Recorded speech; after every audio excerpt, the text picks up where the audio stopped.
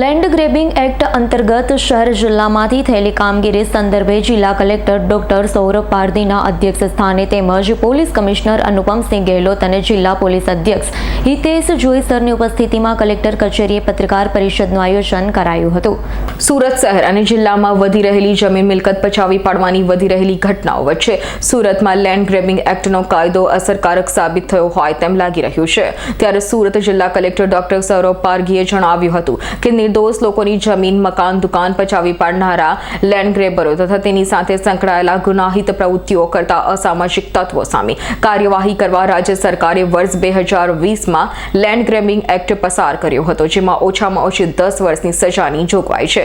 તદુપરાંત નામદાર ગુજરાત હાઈકોર્ટમાં તાજેતરમાં દાખલ થયેલી SCA નંબર 2995/2021 9/5/2024ના રોજ ચુકાદો આવ્યા બાદ આ કાયદાની અસરકારકતા વધી છે તેમજ આવી અસામાજિક પ્રવૃત્તિઓ પર રોક લાગી છે. જિલ્લા વહીવટી તંત્ર દ્વારા થયેલી કામગીરીની વિગતો આપતા કલેક્ટરે જણાવ્યું કે લેન્ડ ગ્રેબિંગ એક્ટ સમિતિની 3 બેઠકોમાં 244 અરજીઓ મળી હતી, જેમાંથી શહેરમાં 17 અને ગ્રામ્ય 9 અરજીઓમાં ગેરકાયદેસર કબજા ધારકો વિરુદ્ધ FIR દાખલ કરાઈ છે. જ્યારે જે તે જમીન મિલકતોમાં ગેરકાયદે કબજો જમાવનારાઓને આ કાયદાનો ડર અને ગંભીરતા સમજાતા સિટીમાં 23 તથા ગ્રામ્યમાં 20 કબજા ધારકો એટલે કે લેન્ડ ગ્રેબરોએ જમીન, ફ્લેટ, દુકાન, મકાનોનો કબજો પરત સોંપી દીધો છે.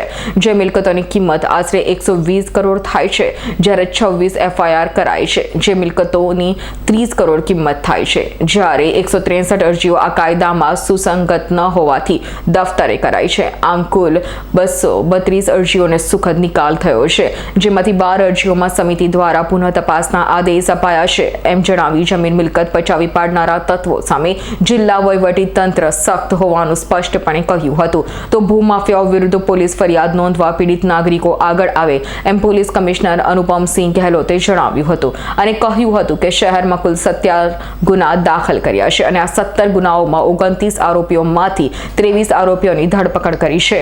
તમામ ગુનાઓની તપાસ ACP અને પ્રાંત અધિકારી કક્ષાના અધિકારીઓ કરી રહ્યા છે. આ ગુનાઓમાં લેન્ડ ગ્રેબરોએ 5 જમીન, 5 ફ્લેટ, 3 દુકાન, 2 પ્લોટ, 2 મકાન જેવી મિલકતો પચાવી પાડી હતી, જેમાં કાયદા હેઠળ કડક કાર્યવાહી કરીને ધરપકડ સુધીના પગલાઓ લેવાયા છે. સુરત વહીવટી તંત્ર દર મહિને 2 વાર લેન્ડ ગ્રેબિંગ કાયદા અંતર્ગત બનેલી સમિતિની બેઠક યોજે છે.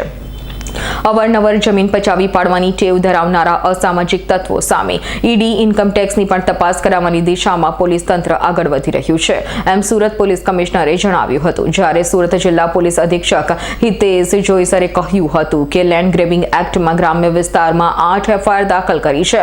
જિલ્લાની અંદાજિત 7 કરોડની મિલકતો પર પરત સોંપવાની નિયમ અનુસાર કાર્યવાહી શરૂ છે. આ કાયદા હેઠળ ઓછામાં ઓછી 10 વર્ષની સજાનું પ્રાવધાન છે. કાયદાનો ડર જોતા અને પોલીસની સખત કાર્યવાહીના કારણે અસામાજિક તત્વો પણ નિર્દોષ આમ નાગરિકોની જમીન મિલકત પચાવી પાડતા પહેલા વિચાર કરશે. સૌ મીડિયાના મિત્રોને નમસ્કાર. આજની પ્રેસ કોન્ફરન્સ છે એ આપણે સૌ જાણીએ છીએ કે રાજ્ય સરકારે જે લોકોની જમીન, મકાન અને જે દુકાન પચાવી પાડવાના જે લેન્ડ ગ્રેબરો છે અને એમની સાથે સંકળાયેલા જે ગુનાહિત પ્રવૃત્તિ કરતા ઇસમો છે એની સામે કાર્યવાહી કરવા માટે 2020થી લેન્ડ ગ્રેબિંગ એક્ટ જે પસાર કર્યો હતો એમાં સરકાર દ્વારા જો કાયદામાં છે ઓછામાં ઓછી જે 10 વર્ષની સજાની જોગવાઈ પણ કરવામાં આવી છે. તદુપરાંત હાલ નામદાર ગુજરાત હાઈકોર્ટમાં જે દાખલ થયેલ SCA 2995નો જે મે મહિનામાં જે ચુકાદો આવ્યો એના બાદ આ કાયદાની અસરકારકતા પણ વધી છે અને એમાં અસામાજિક પ્રવૃત્તિઓ છે એના ઉપર રોક પણ લગી છે.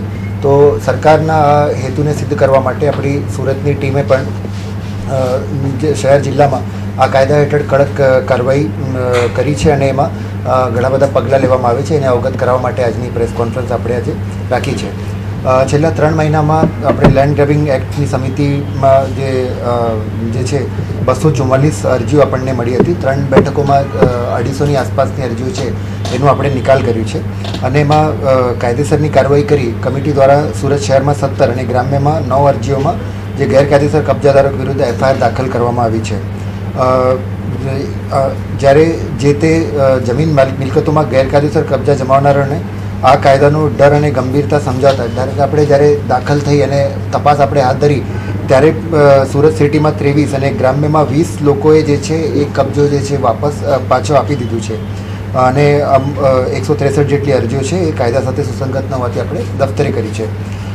મેઇન જે વસ્તુની વાત કરીએ તો સૌથી ઇમ્પોર્ટન્ટ જે વસ્તુ છે કે આ કાયદાના ડરથી ચાલુ તપાસ દરમિયાન જે સુરત શહેરમાં 29 અને ગ્રામ્યમાં 43 એમ કુલ 72 જે ગેરકાયદેસર કબજાધારકો છે એ જમીન મિલકતના કબજાઓ છે પાછા સોંપી દીધા છે.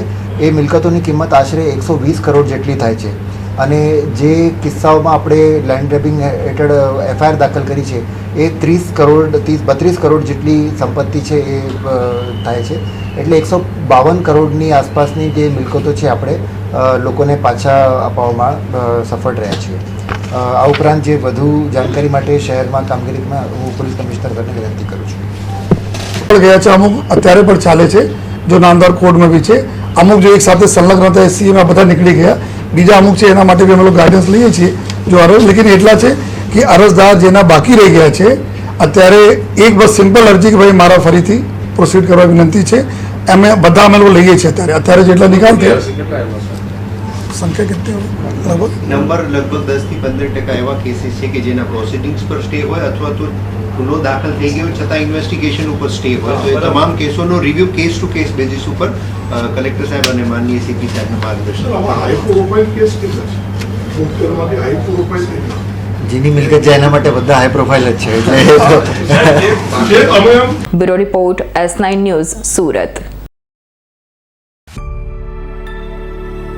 અમારી તમામ માહિતીથી અપડેટ રહેવા માટે જોડાયેલા રહો S9 ન્યૂઝ સાથે.